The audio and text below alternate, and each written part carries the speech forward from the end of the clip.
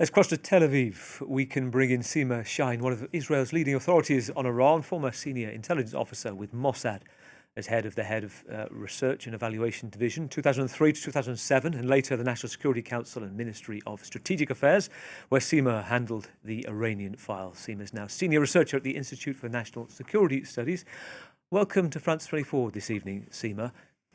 Let's begin. Hello, good evening. Good evening. Your assessment of the conflict. I mean, we're hearing reports tonight that the US President Trump is weighing up the option of deploying special forces to the ground to seize Iran's near bomb-grade uranium. Is a quote coming from Bloomberg News tonight, citing 3 diplomatic officials briefed on the matter. What's your assessment of that and the wider operation 9 days in? So that's what I just came from another show, so I didn't read anything of Bloomberg, and I don't know if any forces are sent. But one of the issues that concerns the U.S. And Israel and should concern everyone is the fact that Iran has more than 450 kilograms of enriched uranium to 60%.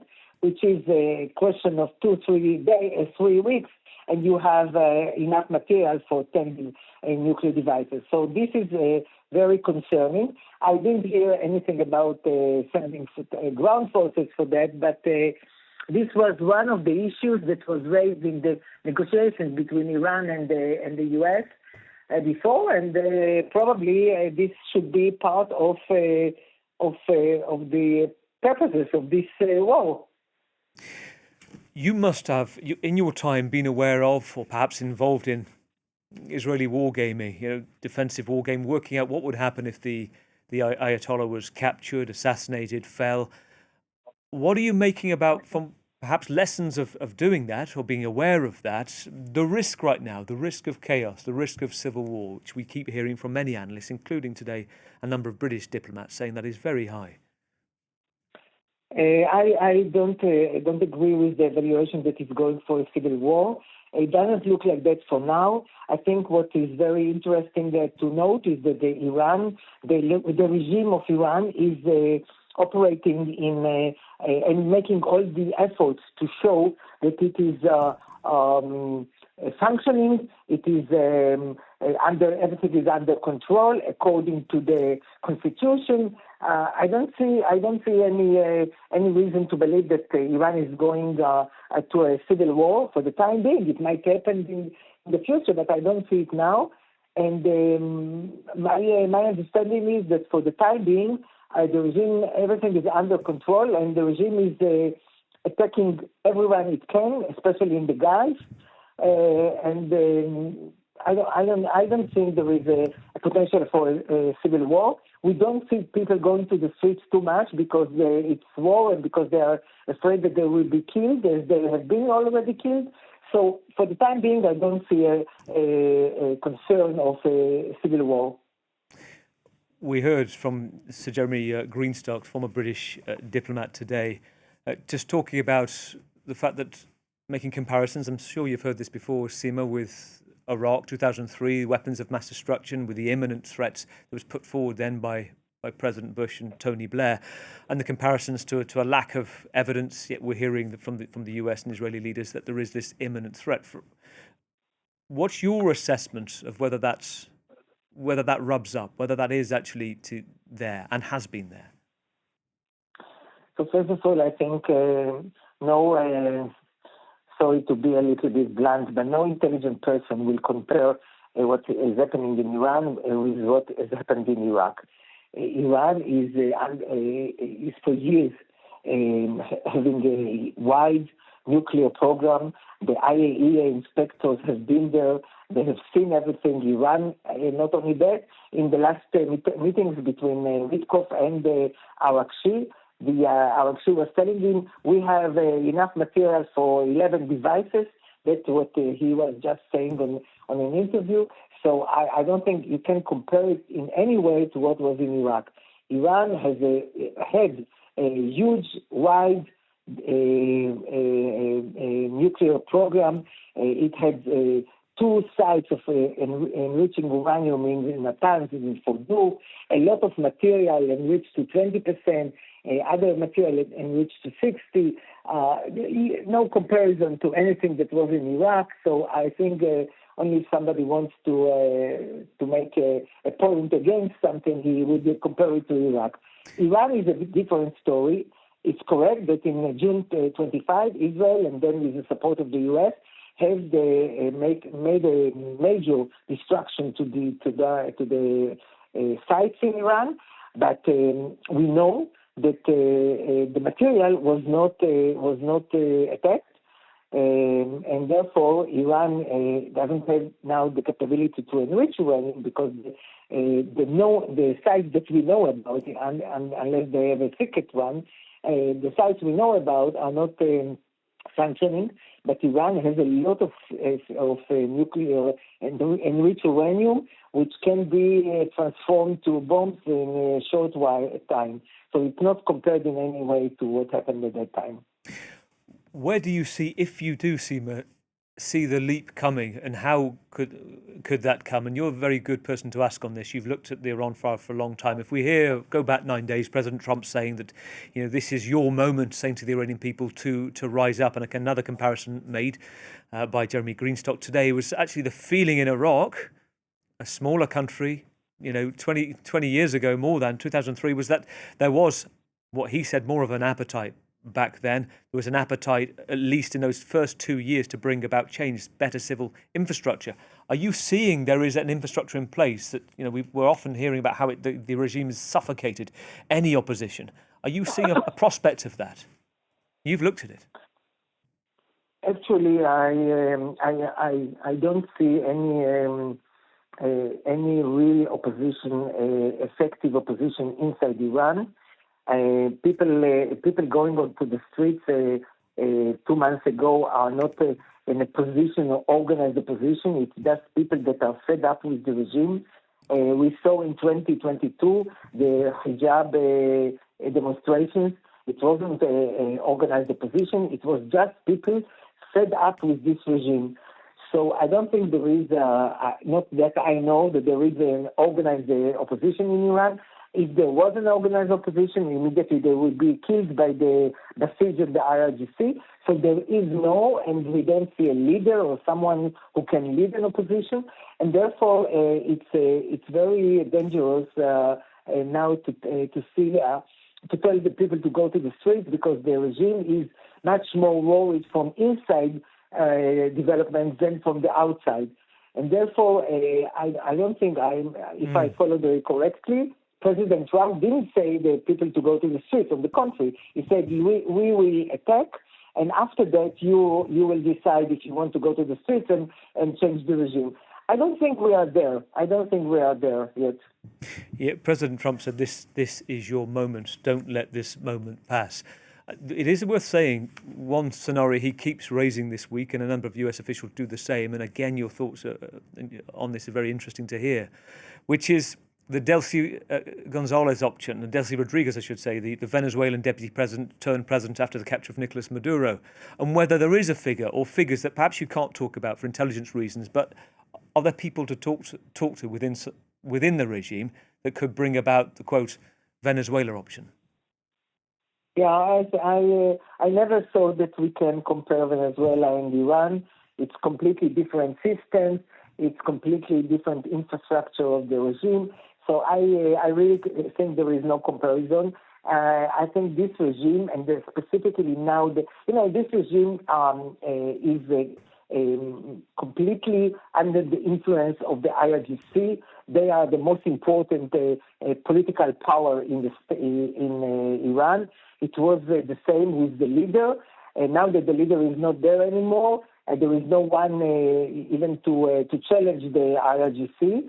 And therefore, I think that I don't see anyone from within the system or from the upper echelon of the system, let's be precise. I don't see anyone that will dare to say, okay, we have, I want to change the system, I want to change the policy, the strategy, or something like that. I do think that it is possible if the Iranian leadership will be smart enough to understand that they are going to ruin Iran completely unless they change their strategy, and to continue talking about resistance and about all this what they have been talking for the last years. I think is completely ununderstood. I can't understand how they think that they are jeopardizing the whole achievements of Iran and the economic situation and everything, and their relations with the neighbors and everything, just to continue and to adhere to resistance. So I hope that they will decide one day to change it. Well, this is as you know well, become a regime that is synonymous with resistance and synonymous with staying on. And if we've got two options here, haven't we? That, as I see it, which is capitulation is one option, and what follows, or in President Trump's terms, publicly at least, is the utter surrender, no less. He says he will take. Tell us about basically what you're seeing right now. If it turns out as we expect, as is being reported, that the successor of Ayatollah Ali Khamenei is Mujtaba Khamenei, his son. Tell us about him from the Iran files. What should we know about him? I think it's a very bad news for Iran because he is even more radical than his father. I think it's really I think it's bad news for the Iranian people. He is connected to the IRGC. He was, and they are promoting him. So probably he will also be following their positions. He was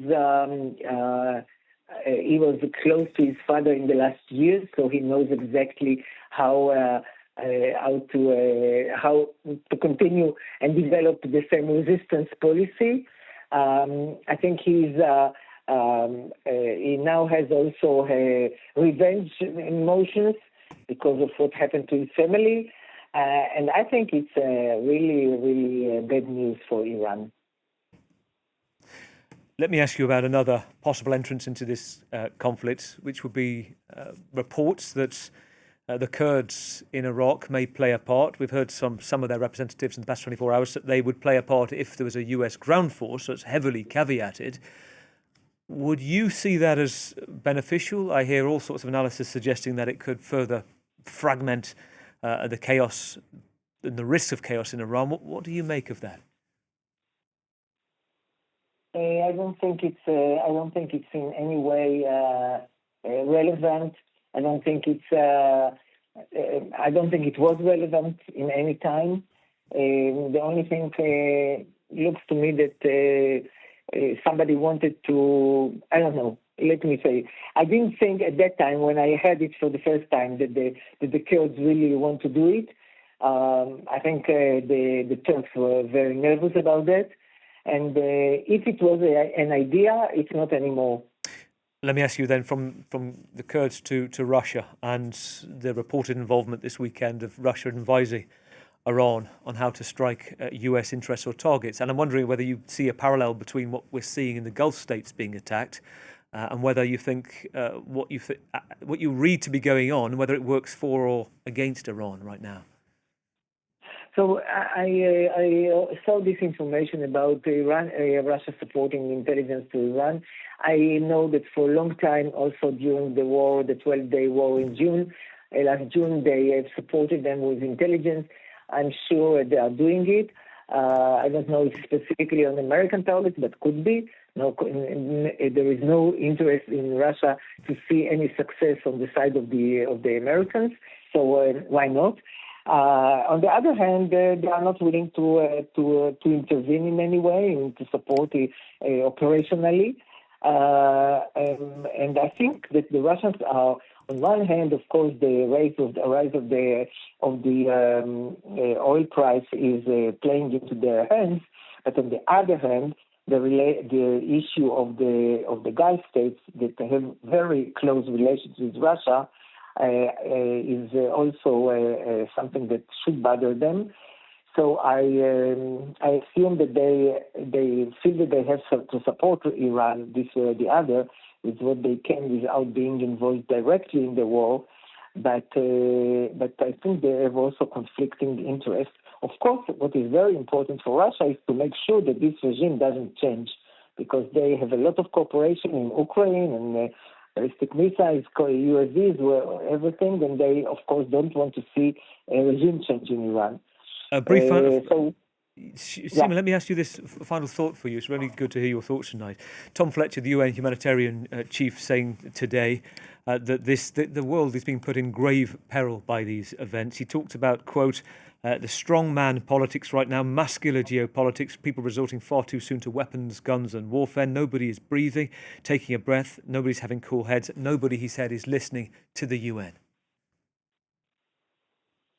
Well, the UN, you're asking an Israeli, so the UN is not something that we can be proud of that. And the UN has brought upon itself this situation. At the end of the day, it's an organization that is full. You know, if Iran can be an Iranian representative can be head of a human rights committee in the UN, so after they have killed thousands of their own people, that's enough to understand what does the UN mean. And I think the UN has really, unfortunately, I must say, has lost its position as an organization that can bring solutions to problems and peace forces and others. Unfortunately, really unfortunately. Sima, thanks for your time tonight. Sima Shine, one of Israel's leading authorities on Iran, former senior intelligence officer with Mossad.